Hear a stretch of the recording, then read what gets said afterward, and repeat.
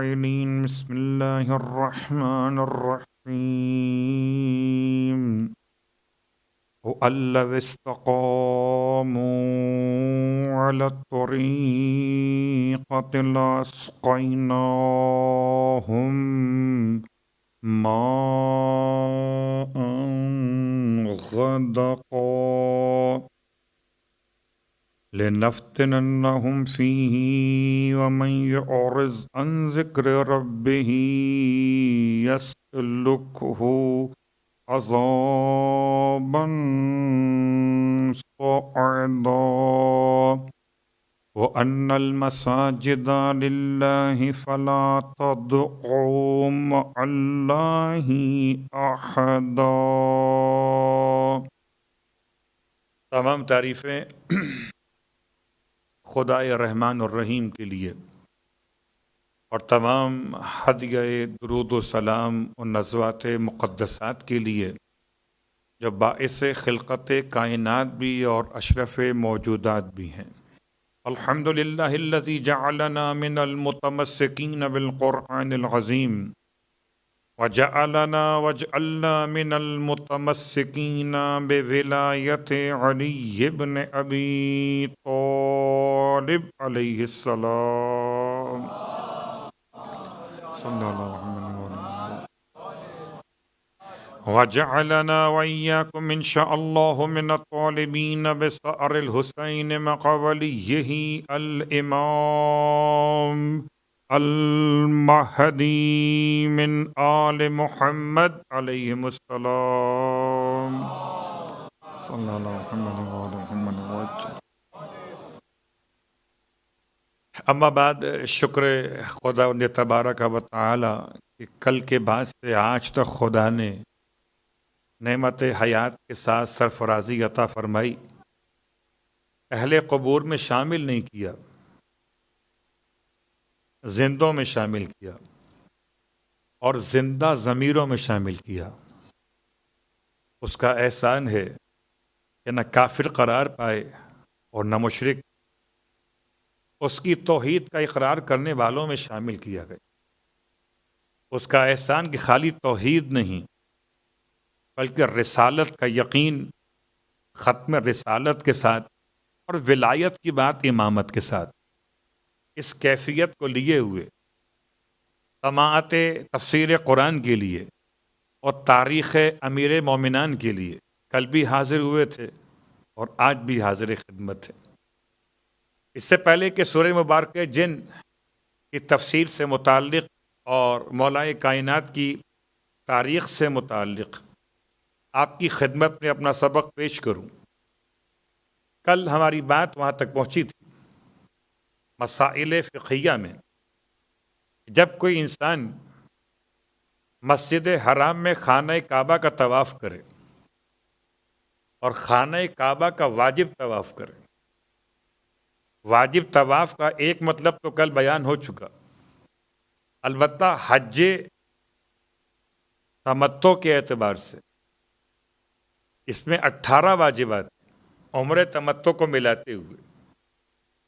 تو حج تمتع کے 18 واجبات میں 3 مرتبہ انسان واجب طواف کو انجام دیتا. ایک عمر تمتع کا طواف، ایک حج تمتع کا طواف اور ایک حج تمتع کا طواف النساء. تو 3 وہاں اور 2 عام عمرے میں، جسے آپ کہتے ہیں عمرہ مفردہ. تو واجب طواف یا اس کے ماں سوا کوئی نذر و عہد و منت کا طواف ہو، واجب طواف کی ذمہ داری اور اگر وضو منقطع ہو گیا تو آپ نے وضو کر کے اپنے راؤنڈ کو چیک کرتے ہوئے کہ کون سے راؤنڈ میں وضو بریک ہوا تھا اس کو ویسے ہی پھر عمل انجام دینا. 1 سے 3 کا مسئلہ الگ ہے کہ کینسل کیجئے اور نئے سرے سے آپ طواف کیجئے. یہ خیال دل سے نکال دیجئے کہ اللہ سب قبول کرنے والا ہے. لولا لنگڑا طواف اللہ قبول نہیں کرتا. آپ اپنی ذمہ داری کو ادا کریں، اس کے بعد بھی خدا کی مرضی ہے قبول کرے یا قبول نہ کرے. اور اگر آپ کا وضو ٹوٹ گیا چوتھے راؤنڈ سے ساتویں راؤنڈ کے درمیان میں، تو جائیے جا کے وضو کیجئے، اور جہاں سے وہ آپ کا طواف بریک ہوا تھا جس راؤنڈ کے نمبر سے، اسی مقام پر آ کر ایک قدم پیچھے سے کنٹینیو کیجئے۔ اب بہت تفصیل چھوڑتے ہوئے اگر 3 اور 4 کے بیچ میں ٹوٹ گیا تو بعض علماء تفصیل میں کہتے ہیں پھر دونوں کام کرنے پڑیں گے۔ وضو کر کے مکمل کریں گے 3.5 چکر کے بعد باقی جو بچے ہیں چکر، اور اس کے بعد ایک 7 چکر کا ایک نیا طواف بھی انجام دیں گے۔ بہرحال عمرے پہ جانے والے یاد رکھیں کہ زیارت اور ہے اور عمرہ اور ہے۔ اب طواف مکمل ہو گیا آپ کے آنے کے بعد، اور اب طواف کے بعد جو ہے وہ نماز کا مسئلہ ہے۔ اور نماز کا مسئلہ یہ کہ نماز آپ نے پڑھنی ہے مقام ابراہیم کے پیچھے۔ مقام ابراہیم اوپر ہے ہی نہیں، وہ صحن کے اندر ہے، اور صحن کے اندر بھی اتنا ہائٹ نہیں اس کی کہ اس کو فالو کر سکیں اوپر جانے کے بعد۔ اس کی ہائٹ نارمل انسان کے قد سے تقریباً چھوٹی ہی ہوگی یا کچھ بڑی ہوگی، لیکن اس سے ہمیں کوئی سروکار نہیں۔ آغائے سیستانی کے فتوے کے لحاظ سے آغائے سیستانی اس مسئلے میں ذرا سا کچھ سختی بیان فرماتے ہیں کہ جیسے ہی طواف ختم ہو، بغیر کسی اور کام میں مشغول ہوئے، نہ کوئی تسبیح پڑھیے، نہ کوئی بیٹھ کر دعا پڑھیے، نہ کوئی تلاوت قرآن کیجیے، نہ کوئی اور بیچ میں نماز پڑھیے۔ ادھر طواف مکمل، ادھر آپ طواف کی نماز شروع کریں۔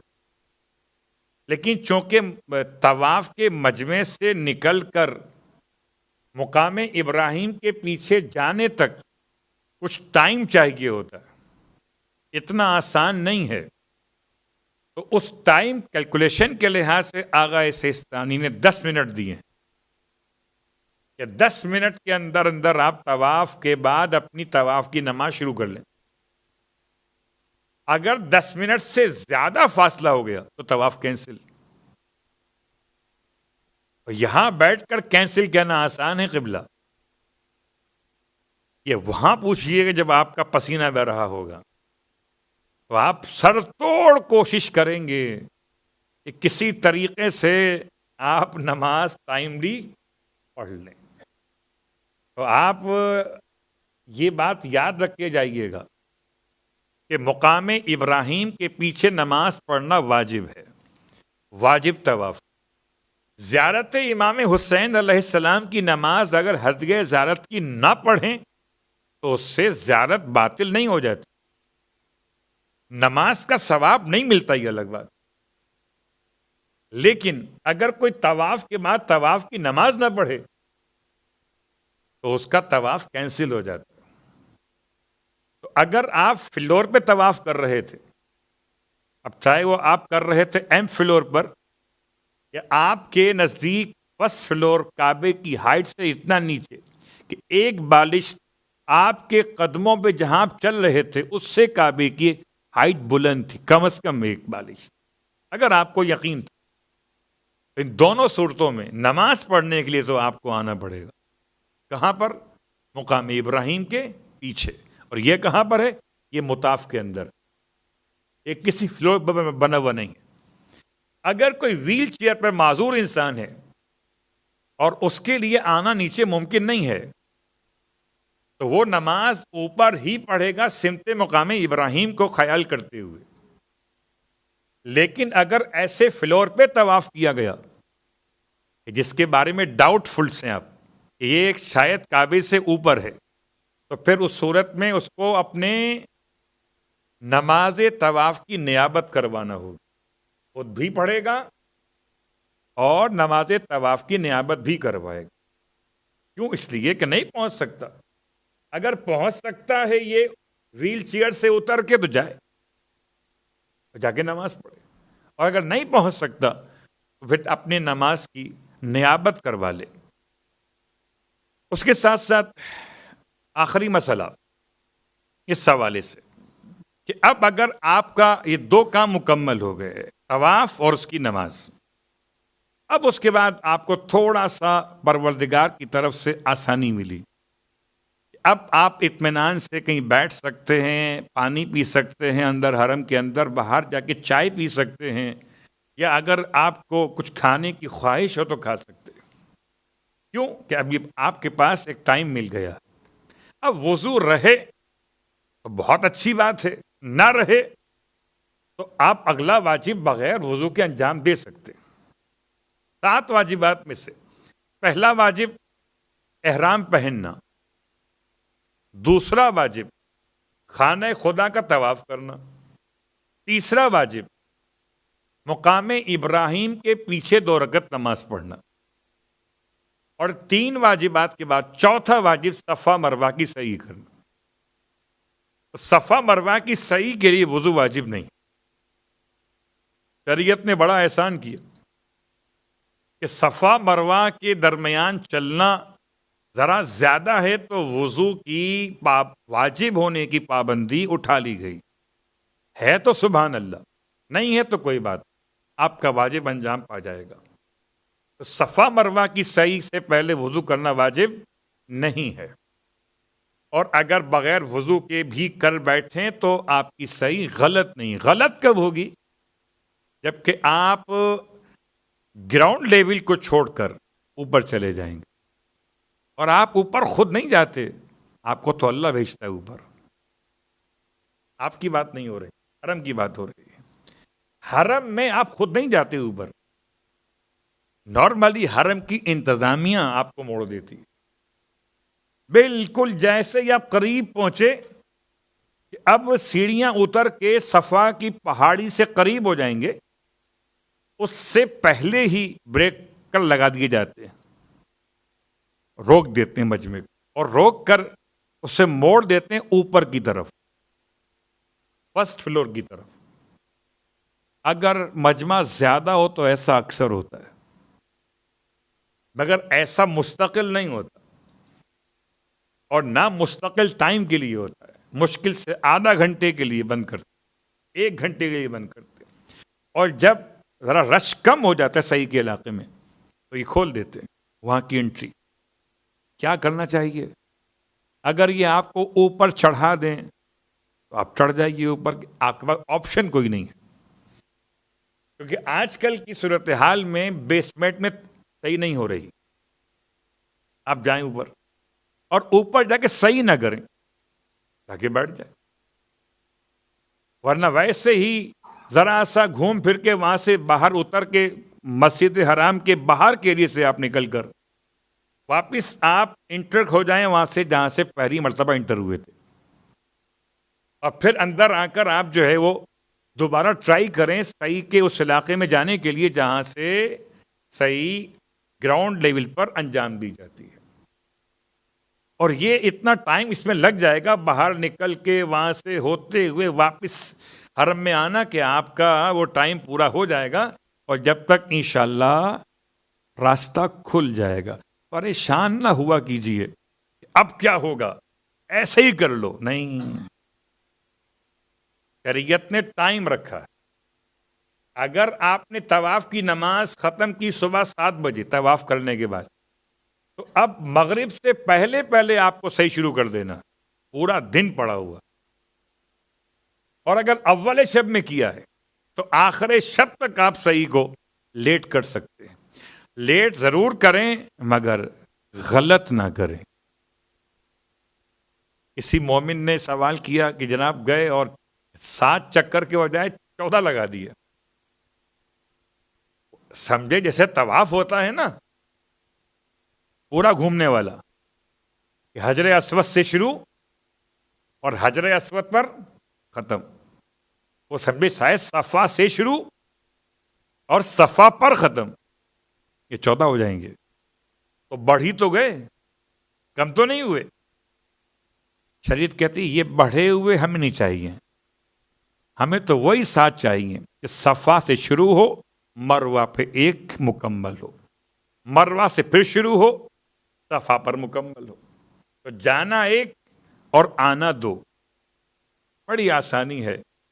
اتنا بہترین ماحول ہے، ایسی ٹھنڈی ہوا دے رہا ہے، چلنے کے لیے فرش بڑا پیارا بنا ہوا، ٹائل لگے ہوئے، اس پر روشنی بھی ہے، بڑا اطمینان سے آپ چل رہے ہیں. زمزم کے ٹھنڈے پانی کے سسٹم لگائے گئے پینے کے لیے آپ کے، آپ چلے جائیے.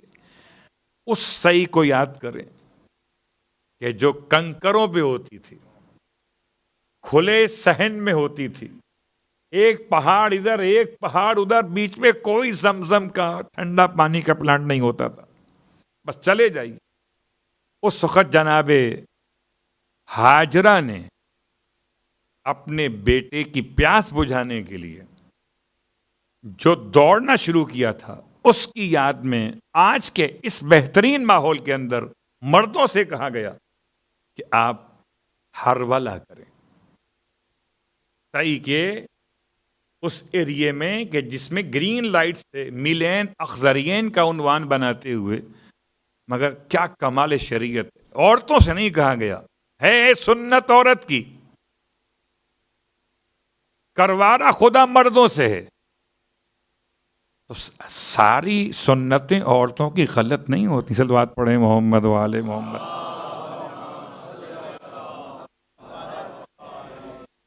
عورت کی سنت ہے. اور کس سے کروا رہا ہے؟ مردوں سے. کیوں؟ اس لیے کہ حضرت ہاجرہ جب دوڑ رہی تھیں تو آپ کو دیکھنے والا کوئی نامحرم موجود نہیں تھا. اور اگر آج کی کوئی کنیز ہاجرہ دوڑے گی تو دیکھنے والی کتنی نگاہیں اسے پڑیں گی.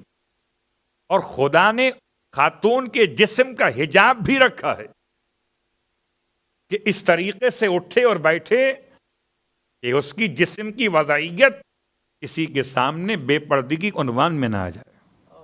اللہ اکبر. اس حالت میں بھی شریعت نے اٹھا لیا اس سنت کو خواتین سے کہ جہاں پردے کا مسئلہ تھا. تو خدا انشاءاللہ وہ دن نصیب کرے جب صفا مروہ کے درمیان ہم چلیں اور صفا بتانے والا، مروہ پہنچانے والا وہ ہو جو آدم صفی اللہ کا وارث ہو. مروہ تک وہ پہنچائے جو خود مروت کا بہترین مرقع ہو. خدا کرے کہ ایسا عمرہ اور حج نصیب ہو جو امام زمانہ علیہ الصلوۃ والسلام کے ساتھ انجام دیا جائے. صلوات پڑھ لیں محمد وآلہ.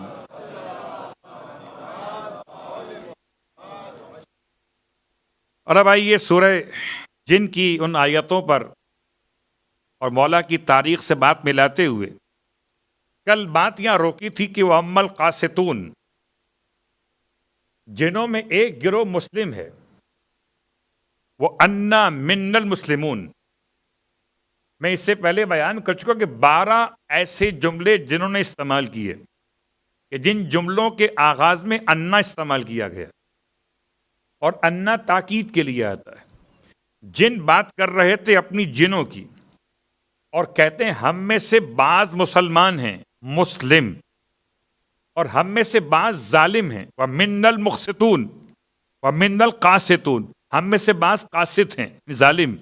فَمَنْ أَسْلَمَ فَأُولَٰئِكَ تَحَرَّوْا رَشَدًا، بس جو اسلام لے کر آیا اس نے أُولَٰئِكَ تَحَرَّوْا رَشَدًا، اس نے آزادی کے ساتھ ہدایت کے راستے کو پا لیا. تحرّو کہتے ہیں کسی کے جبر کے بغیر، کسی کے ڈرانے دھمکانے کے بغیر اپنی آزادی طبیعت کے لحاظ سے ہدایت کو حاصل کر لی. ورنہ اس کو میں آسان کر لیتا ہوں. سرکار سید الشہداء کا ایک لقب ہے ابو الاحرار. میرا مولا حسین حر مزاج انسانوں کے باپ ہیں، اور جو ہدایت حاصل کر لے وہ حر مزاج ہو جاتا ہے. جو ہدایت کو چھوڑ دے حر ملا بنتا ہے، ہدایت ملے تو حر ہو جاتا ہے. اسی لیے فمن اسلم فاولئک تحروا رشدا، پھر واما القاسطون، اور جو ہم جنوں میں سے ظالم ہیں، فکانوا لجہنم حطبا، ان ظالم جنوں کا ٹھکانہ تو ہے جہنم، حطبا ایندھن، جہنم کا ایندھن بنیں گے جن۔ اب جہنم کی وادیوں کی بات میں ایک جملہ آپ کی خدمت میں عرض کر دوں، اور وہ آنے والے الفاظ کے اعتبار سے انشاءاللہ مکمل ہوگا۔ اس سے پہلے آپ کی خدمت میں کہ پروردگار کا نظام ایسا ہے کہ اس نے جنت بنائی اور جہنم بھی بنایا، اور ہم نے سنا کہ جہنم میں آگ ہوتی ہے، اور جن بنے ہیں آگ سے، تو جہنم میں جن کیسے جلیں گے؟ جنوں کے بہت سارے سوالات۔ ایک سوال یہ بھی ہے کہ جن تو آگ سے بنے ہیں، تو آگ کو آگ کیسے جلائے گی؟ تو روایت مولائے کائنات سے بھی ہے کہ آپ نے اس کا جواب کیا دیا ہے۔ البتہ اس جواب کو سمجھنے کے لیے ہمارے پاس مولا کے ایک ملنگ کا جواب بھی ہے، مگر وہ ملنگ نہیں جو آپ کے میرے علاقوں میں ہوتے ہیں، وہ ملنگ جسے علی اپنا کہتے ہوں۔ یہ کون سا دیوانہ ہے جو عالم بھی اور فقی بھی ہے، پھر بھی دیوانہ علی ابن ابی طالب ہے؟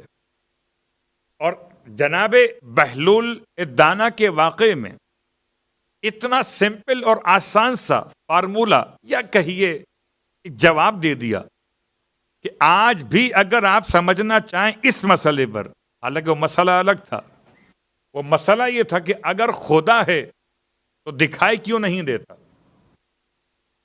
اگر خدا ہے تو دکھائی کیوں نہیں دیتا؟ اور پھر اگلا سوال تھا کہ شیطان آگ سے بنا ہے، بات جن کی نہیں تھی، بات شیطان کی تھی۔ شیطان آگ سے بنا ہے تو آگ میں کیسے جلے گا؟ اس کا جواب دینے کے لیے تیسرا سوال اور تھا کہ انسان اپنے کام میں خود مختار نہیں ہے، جو کرتا ہے خدا کرتا ہے۔ ان تینوں سوالوں کا جواب دیا ایک مٹی کا ڈیلا اٹھا کر مار دیا امام اعظم کے، اور مارا بھی ایسا نشانے سے کہ ٹھیک پیشانی پہ لگا۔ ان کو بھی غصہ آیا، اور ان کے جو شاگردان تھے وہ بھی ذرا غصے میں آ گئے۔ کیس پہنچ گیا عباسی خلیفہ تک، امام اعظم کو پتھر مٹی کا مارا گیا، اور جب امام اعظم کے اس مطالبے پر کہ گرفتار کیا جائے بہلول کو، اریسٹ کر لیا گیا۔ بلایا گیا، پوچھا گیا بہلول سے کہ آپ نے کیا کیا؟ یہ کیا کیا ہے میں نے؟ کہا جی آپ نے ان کو مٹی کا ڈیلا مار دیا ہے۔ کہا ان کا عقیدہ جو کرتا ہے اللہ کرتا ہے، تو مجھ سے مواخذہ کیسا؟ ان کا اپنا عقیدہ ہے، اگر ہر کام اللہ ہی کرتا ہے تو لاؤ اللہ کو کٹہرے کے اندر۔ غصہ آ گیا، ہمارے درد ہو رہا ہے اور آپ ایسی باتیں کر رہے ہو۔ تو مسکرائے بہلول، درد اگر ہے تو دکھائیے درد ہے کہاں پر؟ وہ پیشانی دکھا رہے تھے، درد کہاں؟ یہ تو پیشانی ہے۔ آپ مذاق کر رہے ہیں ہمارے ساتھ، توہین کی آپ نے ہماری۔ اچھا میں نے کیا مار دیا آپ کو؟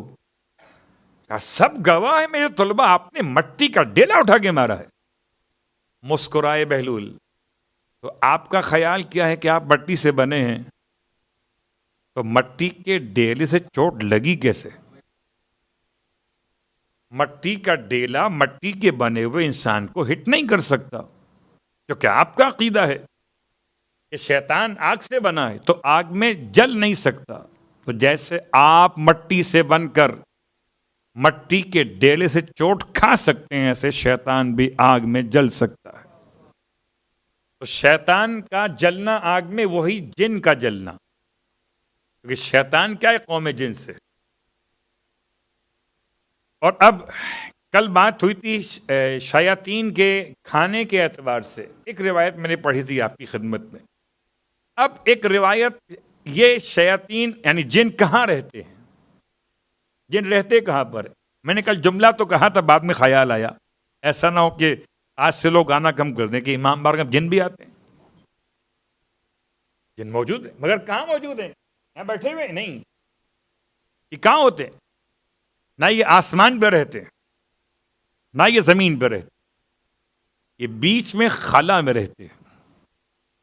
جن خلا میں رہتے، اس لیے معصومین نے مکان بنانے والوں کو پابند کیا کہ اپنے مکان کی چھتیں زمین سے اتنا اونچا نہ کریں کہ جنوں کے ایریے میں داخل ہو جائیں۔ یہ باقاعدہ کیس آیا امام کی خدمت۔ امام کی خدمت میں ایک شخص پہنچا، امام موسی کاظم علیہ السلام کے زمانہ ہے،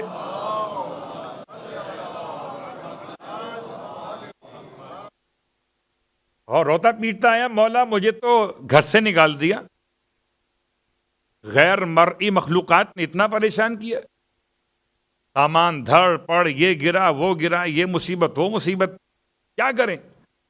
اتنا مجبور کیا کہ گھر چھوڑ کے باہر کھڑا ہو گیا فیملی سمیت۔ امام نے سوال کیا، بتاؤ تمہارے گھر کی چھت کتنی اونچی ہے؟ زمین سے گھر کی چھت کتنی اونچی؟ کہتا ہے 10 ہاتھ۔ ارشاد فرمایا چھت کو نیچے کرو۔ اس زمانے میں چھت نیچے کرنا آسان تھا، آج کی بات نہیں ہو رہی۔ چھت ہوتی تھی لکڑی کے ان ٹکڑوں کے ساتھ، درخت کی شاخوں کے ساتھ اور تنے کے ساتھ، اس کو اتار کر دیوار کو کم کرو، کتنا کم کرو؟ یا 2 ہاتھ کم از کم کرو، یعنی 8 ہاتھ پہ لے آؤ۔ 8 ہاتھ کا مطلب ہے 4 میٹر، میکسیمم 4 میٹر، اس سے اوپر۔ اور اگر کوئی نہ لا سکے تو پھر یہ 2 جو ہاتھ کا ایریا اوپر بڑھایا ہے آپ نے، اس پر آیت الکرسی لکھوا لو۔ دوسری ایک بات امام نے اور بیان کی، فرمایا اپنے حمام کو گھر کے ایک کونے میں قرار دو۔ بہت غور کیجیے گا، پھر یہ تفصیل کسی اور عنوان میں آئے گی، فی الحال صرف اتنا جملہ۔ ارشاد فرماتے ہیں مولا کہ یہ جو قوم اجنہ ہے یہ رہتے خلا کے اندر ہیں، ان کو خدا نے اجازت دی ہے کہ یہ 3.5 میٹر یا 4 میٹر کے بعد یہ رہائش گاہ ہوتی ہے، اور یہ جہاں غلاظت کے ڈھیر ہوتے ہیں، خاص طور سے انہیں ان شیطانوں کو جو جن گناہگار ہیں انہیں بہت پسند ہے غلاظتوں کا علاقہ، اس لیے اپنے حمامات کو دور کر لو اپنی رہائش کے یونٹ سے۔ اور آج کل کی زندگی عجیب و الگ بات ہے، اب اس پر جو لفظ استعمال ہوا وہ حمام استعمال ہوا، حمام تشدید کے ساتھ اور حمام بغیر تشدید۔ اگر بغیر تشدید کے تو کبوتر پال لو، کہ جہاں کبوتر رہتے ہیں گھر میں تو وہاں پر یہ جن نہیں آتے۔ اور گھبرائیے نہیں، جنوں سے بچنے کے لیے امام جعفر صادق علیہ السلام کا جملہ سن لیجیے۔ یہاں آپ کے علاقے میں انسان ہی اتنے سارے ہیں کہ جن یہاں کہاں آئیں گے، ان کی جگہ ہی نہیں بچتی یہاں پر۔ تو امام فرماتے ہیں کہ اگر کوئی انسان ایسی کیفیت محسوس کرے تو اذان زور سے دیا کرے۔ جن گھروں میں اذان بآواز بلند دی جاتی ہے ان گھروں میں شیاطین والے جن نہیں آتے ہیں۔ بات سے بات نکل کے یہاں تک پہنچ گئی، وَأَمَّا الْقَاسِطُونَ فَكَانُوا لِجَهَنَّمَ حَطَبًا۔ ظلم کرنے والے شیاطین کو جہنم کا ایندھن بنا دیا جائے، خود بھی جلیں گے اور ان کی وجہ سے، ان کے وجہ سے اور لوگ بھی جلیں گے۔ وَقُودُهَا النَّاسُ وَالْحِجَارَةُ یا ایھا الذین آمنوا قوا انفسکم واہلیکم نارا۔ اے ایمان لانے والو، بچاؤ اپنے آپ کو اور اپنے گھر والوں کو آگ سے جہنم کی، جس کا ایندھن کون ہوگا؟ انسان بھی اور پتھر بھی۔ اور جو جہنم میں جائے گا وہ خود بھی جلے گا اور اس کی وجہ سے اور لوگ بھی جلیں گے. پھر الفاظ استعمال وَلَوِ اسْتَقَامُوا عَلَى الطَّرِيقَةِ لَأَسْقَيْنَاهُم مَّاءً غَدَقًا. اور اگر یہ لوگ قوم جن کے راستے ہدایت پر باقی رہتے علی الطریقت، طریقت کا مطلب صراط مستقیم، صراط مستقیم کا مطلب توحید و رسالت کے بعد ولایت آل محمد علیہ الصلاۃ والسلام، محبت علی ابن ابی طالب علیہ الصلاۃ والسلام.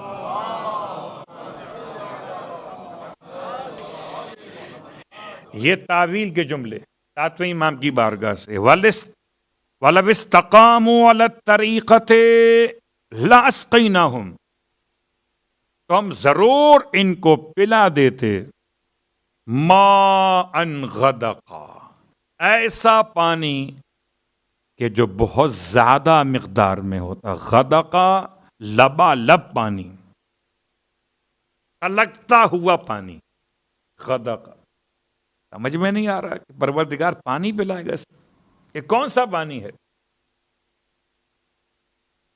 ہم تو شاید سمجھانے کے لیے، وہ میں نے آپ کی خدمت میں بیان کیا تھا قوم اطرفہ کا واقعہ.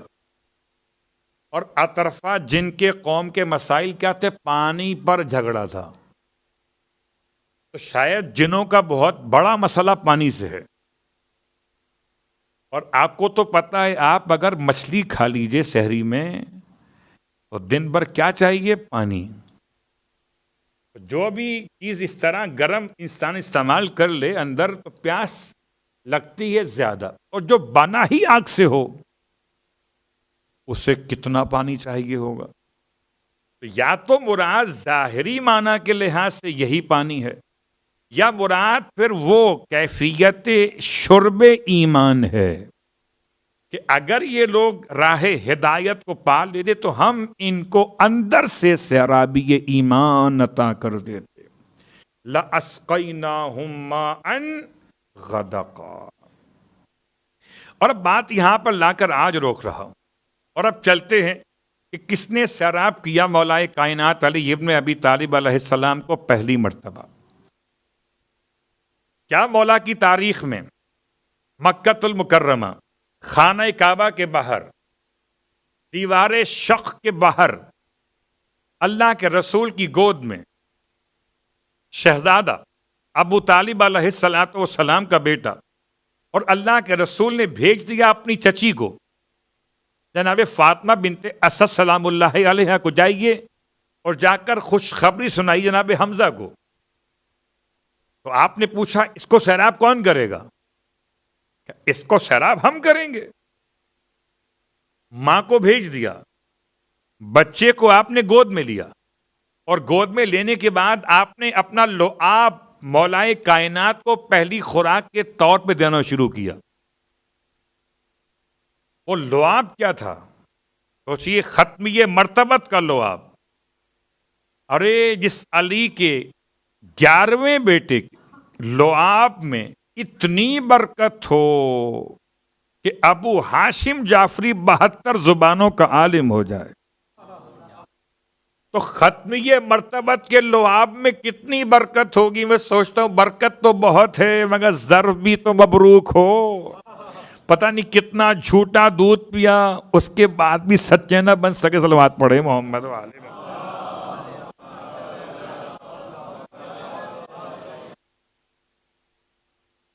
تاریخ کے واقعات ہیں، کس کس کا نام لیجیے گا. تو یہاں ظرف کے بدلنے سے فرق ہو گیا. ظرف کس کا ہے؟ امیر المومنین کا. آپ اللہ کے رسول کی گود میں، اور اللہ کے رسول کی گود میں آپ نے کلام کیا.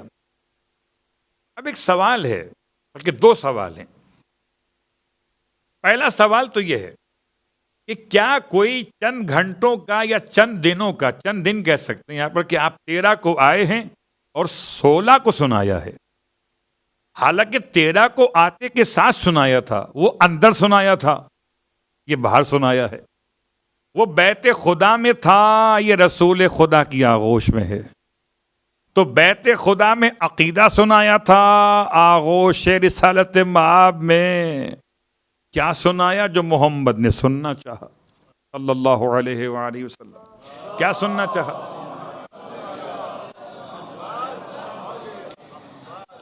تو کیا آیا واقعاً ممکن ہے کہ بچہ بول سکے؟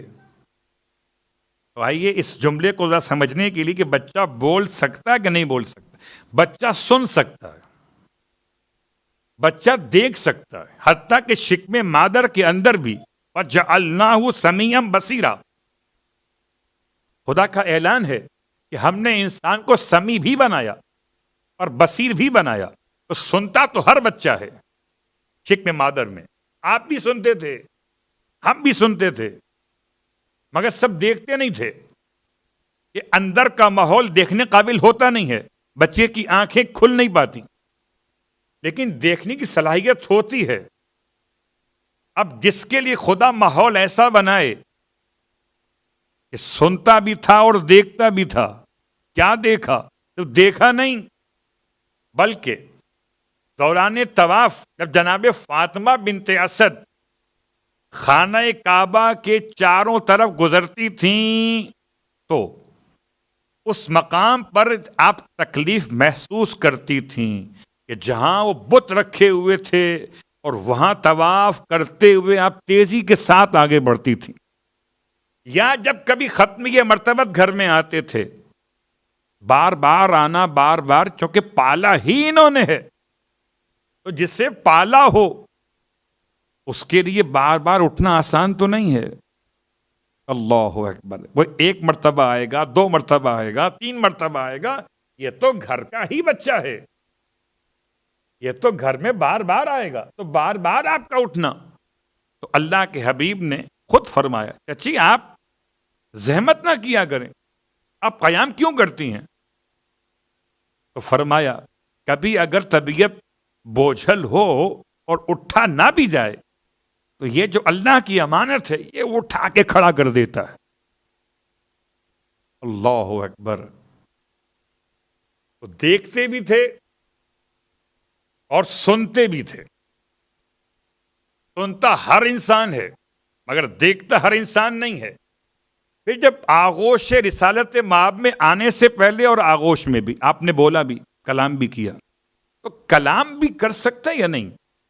آئیے اس کی پہلی مثال قرآن مجید فرقان حمید میں سورہ مبارکہ یوسف سے، سورہ مبارکہ یوسف کی آیت نمبر 28 میں پروردگار عالم نے حضرت یوسف والے مسئلے پر جب ایک خاتون نے یعنی کہ زلیخا نے حضرت یوسف پر الزام رکھا اور اپنے شوہر سے اس کی سزا کا مطالبہ کیا، اب کوئی گواہ نہیں ہے کہ کون بے گناہ اور کون گناہ گار ہے، تو شاہدہ شاہد من اہلہا، آیت کے الفاظ کیا ہیں کہ اس کے گھر والوں میں سے ہی کسی ایک نے گواہی دی۔ کس کے گھر والوں میں سے؟ زلیخا۔ یہ زلیخا کے گھر میں کون تھا جس نے گواہی دی؟ کہتے ہیں اس کی خادمہ تھی، اس کی گود میں ایک دودھ پیتا ہوا بچہ تھا، اور دودھ پیتے ہوئے بچے نے حضرت یوسف کی صداقت و عصمت کی گواہی دی۔ اور گواہی کیسے دی؟ یہ نہیں کہہ دیا کہ یہ سچے ہیں اور یہ جھوٹی ہے، نہیں، معیار نہیں بنا کوئی، کون مانے گا اس بات کو؟ بچے نے بولا ہے نا۔ بچے نے ایسی دلیل قائم کی کہ دیکھو دامن کہاں سے چاک ہوا ہے، اگر دامن آگے سے چاک ہوا ہے تو سمجھو یہ قصوروار ہیں، خاتون قصوروار نہیں ہے، اور اگر دامن پیچھے سے چاک ہے، کس کا؟ یوسف کا، تو سمجھ یوسف سچے ہیں، یہ جھوٹ بول رہی ہے۔ اللہ اکبر۔ تو ایک تو خود بخود پورا مجمع جو لوگ موجود تھے وہاں پر سب کے سب حیران ہو گئے کہ دودھ پیتا ہوا بچہ بول سکتا ہے۔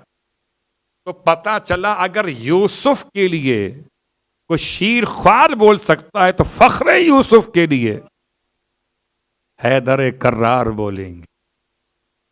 اس کا مطلب بچپن میں بولنے کی صلاحیت انسان کو خدا عطا کر رہا ہے۔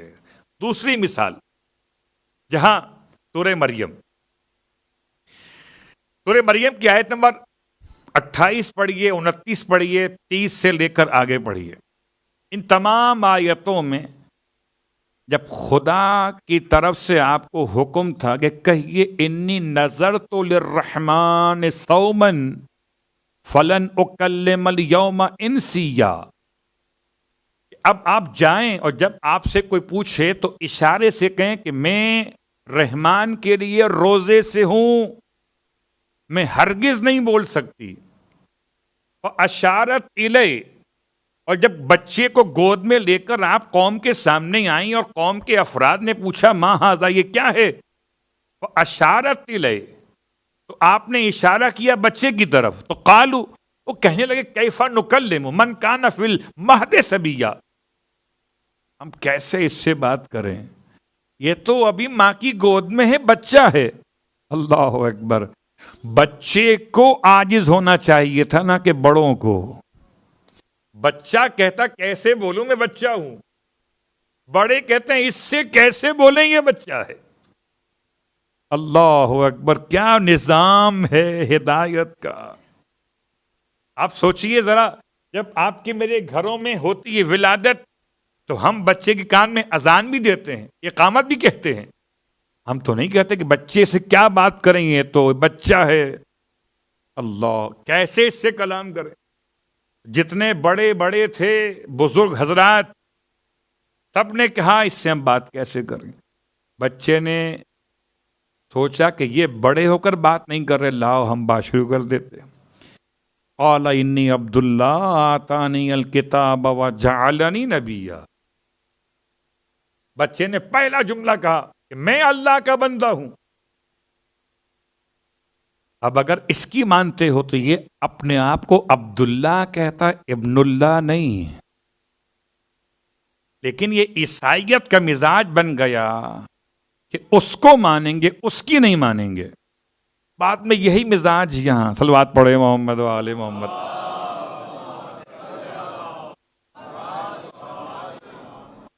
اس کو مانیں گے، اس کی نہیں مانیں گے. وہ تو کہہ رہا تھا عبداللہ، یہ کہہ رہے ابن اللہ.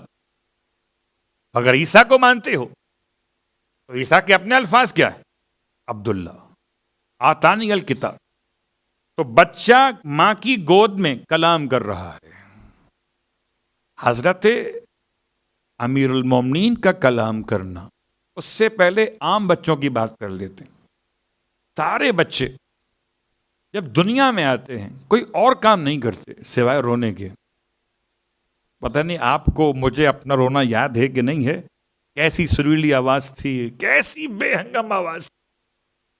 ابا کی تو آنکھ کھل جاتی تھی، ڈانٹتے تھے چپ کراؤ اسے. اب آئیے روایات سے پوچھتے ہیں کہ چپ کرانے کا مسئلہ کیا ہے، کہ یہ رونے کی آواز کیا ہے. بولنا کسے کہتے ہیں؟ لفظ کیا ہوتا ہے؟ لفظ ساؤنڈ ہی تو ہے. آپ نہ سمجھ سکیں اس ساؤنڈ کہ اس کی میننگز کیا بن رہے. بات واضح ہو رہی ہے؟ آپ غور کیجئے. بہت ساری آوازیں آپ کو آتی ہیں، ان کو آپ آواز کہتے ہیں، الفاظ نہیں کہتے. مگر وہ الفاظ. پوچھا تھا یہودی نے مولا کائنات سے، یا علی بتائیے یہ مرغ اپنی اذان میں کیا کہتا ہے؟ آپ تو ککڑوں کو سنتے ہیں نا خالی. اذکر اللہ یا غافلین. یہ اپنی اس ساؤنڈ میں کیا کہتا ہے؟ یاد کرو اللہ کو اے غفلت میں پڑ جانے والوں. پھر پوچھا یہ گھوڑا اپنے ہنانے میں کیا کہتا ہے؟ آپ کو تو خالی ساؤنڈ آتا ہے، ورڈز نہیں آتے سننے میں. ورڈز ہیں مگر اس کے اندر کیا ورڈز ہیں؟ امام فرماتے یہ کہتا ہے اللہ کی بارگاہ میں، کیا کہتا ہے کہ انصرنا علی القوم الکافرین، کہ پروردگار اہل ایمان کو کافروں پر غلبہ عطا فرما.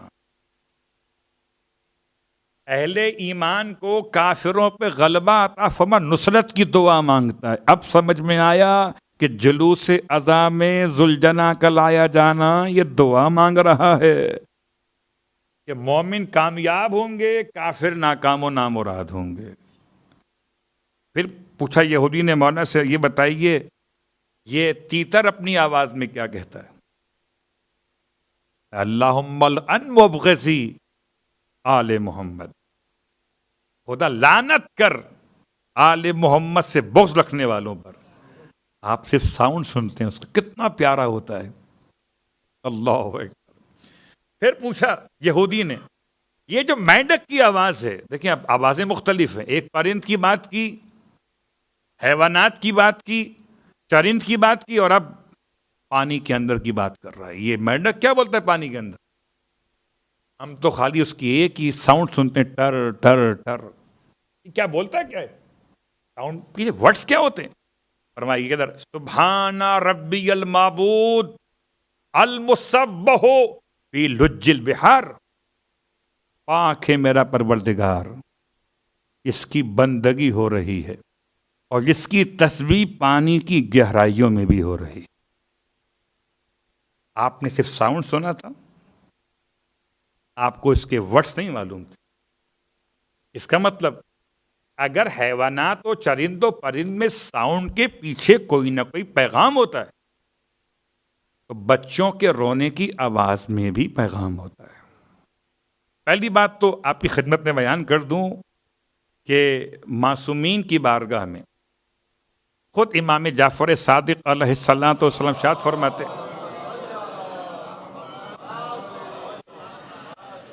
فرماتے ہیں بچوں کو رونے دو، کہ یہ روتے ہیں تو ان کی آنکھ سے جو آنسو بہتے ہیں، ان آنسوؤں سے خدا ان کی آنکھوں کے حفاظت کے لیے ایسا کام کرتا ہے کہ اگر یہ آنسو نہ بہتے تو مستقبل میں ان کی آنکھوں میں پرابلم آ سکتی تھی۔ اس کا مطلب یہ نہیں کہ اسے رلایا جائے، وہ الگ موضوع ہے، کہ ان کے منہ سے اور ناک سے جو لعاب بہتا ہے وہ خدا کی طرف سے نظام کا حصہ ہے۔ اس کا مطلب ہر ایک آنے والا بچہ دنیا میں جو آیا ہے اس کے آنکھ سے آنسو ایک پیغام ہے، شفا کا اس کے لیے، اس کے دہن سے لعاب کا نکلنا ایک پیغام اس کی شفائے بدن کے لیے۔ ہم سمجھیں کہ نہ سمجھیں، مگر آل محمد سمجھا گئے۔ پھر اللہ کے حبیب کی روایت ارشاد فرماتے ہیں 4 مہینے تک جو بچہ روتا ہے تو یہ شہادت اور گواہی دیتا ہے لا الہ الا اللہ، اور پیدائش کے 4 مہینے کے بعد اگلے 4 مہینے اب جو روتا ہے تو یہ درود محمد و آل محمد پڑھ رہا ہوتا ہے۔ ہم کیا سن رہے تھے؟ ہم رونا سن رہے ہیں صرف۔ آپ بتائیں ایمانداری سے کہ شروع کے 4 مہینے وہی آواز رونے کی، اگلے 4 مہینے وہی آواز رونے کی، مگر یہ 4 مہینے کا ٹائم پیریڈ بدلا اور اس ساؤنڈ کے پیچھے جو پیغام تھا بدل گیا۔ اور اس کے بعد کے 4 مہینے پیغمبر کی زبان مقدس سے 12 مہینے کا حساب دیا گیا۔ بعد کے 4 مہینے جو روتا ہے بچہ تو اپنے والدین کے حق میں دعا کر رہا ہوتا ہے۔ اب سمجھ میں آیا؟ توحید کے بعد درود ہے، درود کے بعد والدین ہیں۔ اگر ہم سمجھنے والے ہوتے تو بچوں کے رونے کی آواز سے الفاظ سمجھ لیتے۔ اس کا مطلب یہ ہوا کہ قصور سماعت کا ہے، تکلم کا نہیں۔ تو ہر بچہ بول سکتا ہے، سمجھنے والا تو کوئی ہو، بول تو رہا ہے۔ البتہ جہاں تک مسئلہ رہا مولا کائنات علی ابن ابی طالب علیہ السلام کے بولنے کا، اب بات تو یہ کہ جو ہمارے اور آپ کے گھر میں آئے وہ ہمارے اور آپ کے جیسا ہوتا ہے، اور جو خدا کے گھر میں آئے، اللہ اکبر، تو کیسا ہوگا؟ آغوش رسالت مآب میں خود سے قرآن سنایا تھا یا پیغمبر نے فرمایا تو سنایا؟ پیغمبر نے فرمایا تو سنایا۔ اور جب آپ نے قرآن پڑھنا شروع کیا سورہ مبارکہ المومنون کی 11 آیات، تو اللہ کے رسول نے فرمایا قد افلحوا بکا، یہ مومن کامیاب ہوں گے یا علی تیری وجہ سے۔ قد افلحوا بک۔ اس کے بعد ارشاد فرماتے ہیں اللہ کے رسول کہ یا علی، میں نے اپنا علم آپ کے ساتھ مخصوص کر دیا، آپ مومنوں کے امیر ہیں، اور امیر کا مطلب آپ اپنے علم سے ان کو ایک امتیازی مقام عطا کرنے والے ہیں۔ یعنی جو علی کو چھوڑ کے گلی میں گئے ان کا مقدر ختم ہو گیا، اور جو گلی کو چھوڑ کے علی کے پاس آ گئے وہ علی والے ہو گئے۔ اب یہ الگ بات ہے کہ امیر کا مطلب علم عطا کرنے والا، علم کے ذریعے سے ساری مشکلات کو دور کرنے والا۔ قسم بخدا کوئی سوال ایسا نہ تھا جو میرے مولا سے پوچھا گیا ہو اور مولا نے اس کا جواب نہ دیا ہو، کوئی سوال۔ حد تو یہ ہے کہ فرشتہ بشکل بشر بھی آ گیا اور آ کر اپنے بارے میں سوال کرتا ہے، بتائیں جبرائیل کہاں پر ہیں؟ اب کوئی داڑھی والا، کوئی سجدے کے نشان والا، کوئی ٹوپی لگائے کھڑا ہو جائے کہ جبرائیل کہاں پر ہے؟ اور امام علیہ السلام نے نگاہ فرمائی آسمان کی طرف، زمین کو دیکھا، مشرق و مغرب اور شمال و جنوب کو دیکھا، جب 6 سمتیں دیکھ لیں تو فرمایا یا تو جبرائیل ہے یا میں جبرائیل، اور میں ہو نہیں سکتا کہ میں اپنے آپ کو خود جانتا۔ خلاصہ بنا کہ تو ہی جبرائیل ہے۔ آپ براہ راست بھی کہہ سکتے تھے مگر دلیل نہیں ہوتی، آپ نے دلیل قائم کی۔ تو اب اللہ کے رسول کی گود میں قرآن پڑھنا اور آپ کا امیر کہنا، بات 2 مکمل ہوگی۔ سوال نمبر 1 کیا تھا؟ کیسے قرآن بچپن میں بولے؟ کیسے؟ جیسے عیسیٰ بولے تھے، یوسف کا گواہ بولا تھا، ایسے علی ابن ابی طالب بولے۔ اور اس کے بعد سوال نمبر 2، یہ قرآن سنایا کیسے جبکہ نازل ہی نہیں ہوا تھا؟ تو قرآن کے نزول کے 2 مرحلے ہیں، ایک امت کے لیے ہے، ایک محمد کے لیے۔ پیغمبر کے لیے قرآن بیت المقدس پہ لوح محفوظ سے اتارا گیا 1 رات کے اندر، یا لوح محفوظ سے قلب محمد پہ اتارا گیا 1 رات کے اندر، اور یہ رات اس سے پہلے آ چکی تھی، بلکہ یوں سمجھیے کہ رسول خدا کی بعثت کے اعلان سے پہلے۔ چلیے ساری دلیلیں ایک طرف رہ جائیں، ایک جملہ کافی ہے۔ اگر عیسیٰ اپنے ساتھ کتاب لائیں تو جو افضل عیسیٰ اس کی کتاب لیٹ آئے گی۔ صلوات پڑھیں محمد و آل محمد۔ مجھے اگر اپنی مجلس میں قرآن پڑھنا ہوتا ہے، جب آیتوں کے اعتبار سے قرآن ساتھ میں لاتا ہوں نا، ایسا تو نہیں ہوتا قرآن بعد میں آتا ہو، ساتھ میں لے کر آتا ہوں۔ تو پڑھانے والا استاد جب بھی کلاس میں آتا ہے، جا کے دیکھ لیں، آپ بھی جاتے پڑھانے کے لیے، آگے بیٹھے ہیں اوپر، تو کلاس میں جانے والا استاد شاگرد کتاب بھولے تو بھول جائے، استاد کتاب نہیں بھول۔ تو کیسے ممکن ہے کہ کائنات کا سب سے افضل نبی کتاب کے بغیر آ گیا؟ تو کتاب تو آئی ہے، ابھی کتاب کے اہل نہیں آئے۔ کن کو سنائے وہ کتاب؟ وہ آئے گا شب قدر میں۔ لیکن یہ 2 سوال آج حل ہو گئے۔ مولا کا بولنا قرآن سے ثابت ہے بطور مثال کے، دلیل کے، اور قرآن پڑھنا خود روایات کے اعتبار سے ثابت ہے کہ قرآن لوح محفوظ پر انا انزلناہ فی لیلۃ القدر وما ادراک ما لیلۃ القدر۔ بس پروردگار یقیناً کیفیت عطا کرے جب یہ تمام جملے ہم اور آپ سنیں امام زمانہ علیہ الصلوۃ والسلام سے۔ کیا کیفیت تھی، کیا مولا کا بچپنا ہے، اور ایسا بچپنا ہے کہ انشاءاللہ کچھ باتیں آئیں گی خطبہ قاسیہ سے۔ آج تو وقت نکل چکا کہ خطبہ قاسیہ میں امیر المومنین نے اپنی اور رسول خدا کی قرابت کو بیان کیا۔ آج اتنی سی بات بیان کر دوں کہ دونوں ایسے ساتھ ساتھ رہے جیسے ایک جسم اور دو قالب ہوں، ایک روح دو قالب ہوں، ایسے ساتھ ساتھ رہے۔ رسول خدا اپنے ہاتھ سے نہلاتے تھے مولائے کائنات، اپنے ہاتھ سے کپڑے پہناتے تھے، اپنے ہاتھ سے کھانا کھلاتے تھے، اپنے بستر پہ ساتھ سلاتے تھے، اپنے بدن سے بدن کو مس کرتے تھے، کوئی لقمہ براہ راست دیتے ہی نہ تھے جب تک اپنے منہ سے اس لقمے کو نرم نہ کر لیں۔ اللہ اکبر، سوچئے، اور اپنے سینے پہ لٹاتے تھے۔ بستر پہ لٹانے کی روایت بھی ہے، اور جب یہ کم سن تھے تو مولا کو اپنے سینے پہ لٹاتے تھے۔ اب تو پہچانیے، جو قرآن کا موقع اور محل ہے قلب محمد، اس سینے پہ لیٹا ہے وارث قرآن، وارث محمد۔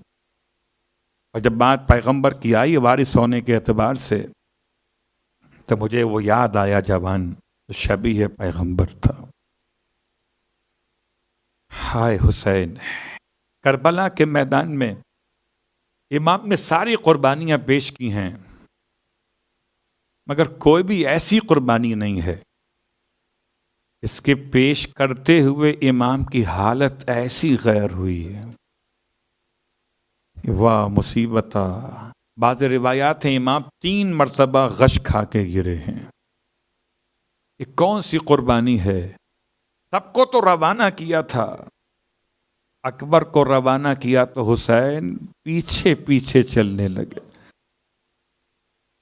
اور جب اکبر نے گھوڑے کی رفتار کو بڑھایا تو میرا مولا اکبر کے گھوڑے کے پیچھے دوڑنا شروع کر رہا ہے۔ قدموں کی آہٹ کی آواز اکبر نے سنی، ایک مرتبہ ہاتھوں کو جوڑ کر کہا اور گھوڑے کو روک کر کے، بابا ایسے تو غلام نہیں جا سکتا، اگر آپ کی اجازت نہیں ہے تو واپس آ جاتا ہوں۔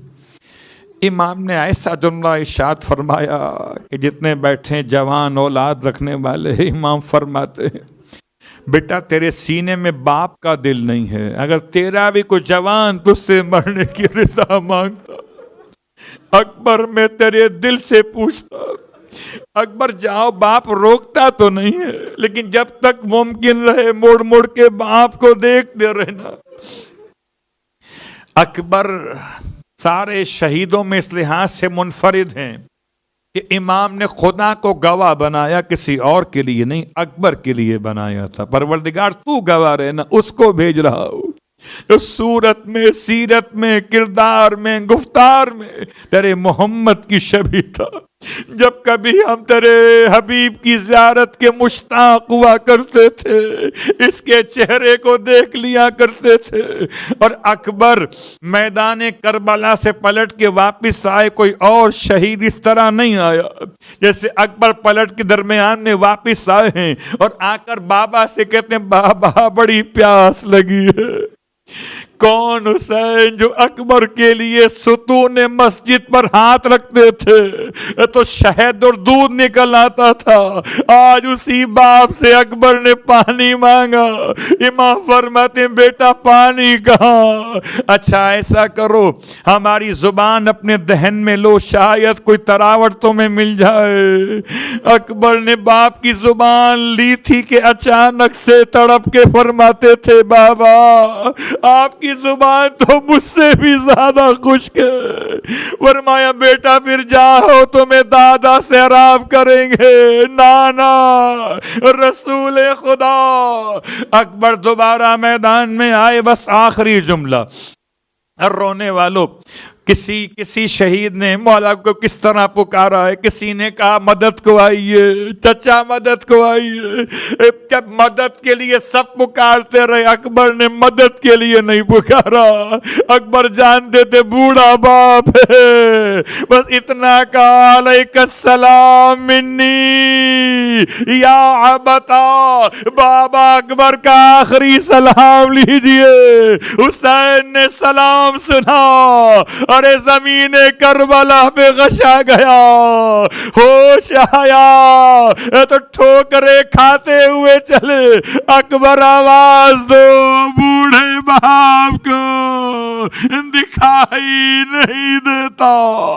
اکبر آواز دو کہ بوڑھا باپ آواز کے سہارے سہارے تم تک چلا ہے۔ ہائے رونے والو، امام اکبر کے قریب آئے ہیں، خدا کسی جوان بیٹے کو باپ کے سامنے اس طرح خون میں لت پت نہ دکھائے۔ امام نے اکبر کا حال دیکھا، اپنے رخسار کو اکبر کے رخسار پہ ملنے لگے۔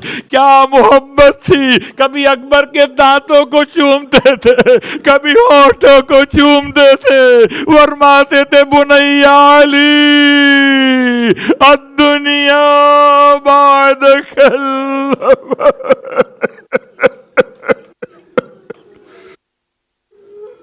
اللہ ولعنۃ اللہ علی القوم الظالمین وسیعلم الذین ظلموا ای منقلب ینقلبون۔